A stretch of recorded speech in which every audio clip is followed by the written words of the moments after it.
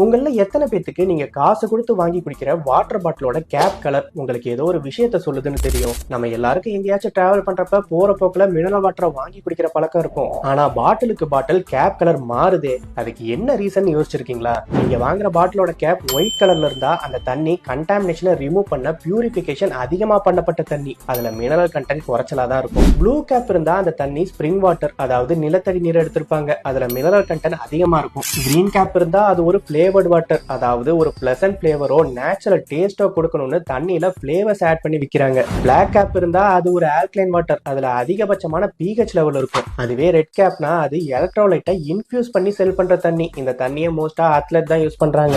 Yellow gap இருந்தா அது vitamins அதிகமா இருக்கக்கூடிய தண்ணி, விட்டமின் பியும் விட்டமின் சியும் பிளெண்ட் பண்ணி சேர்த்திருப்பாங்கன்னு தெரிஞ்சுக்கோங்க. இனி வாட்டர் பாட்டில் வாங்குறப்ப அது என்ன தண்ணின்னு தெரிஞ்சுதான் குடிப்பீங்கன்னு நினைக்கிறேன். அப்படியே இந்த தகவல் தெரியாதவங்களுக்கு ஷேர் பண்ணி விடுங்க. நம்ம நாளைக்கு வேற வீடியோல பார்ப்போம்.